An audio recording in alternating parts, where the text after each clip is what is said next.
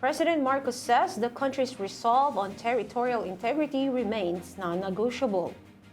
Marcos spoke at the change of command and retirement ceremony of outgoing AFP chief Romeo Browner.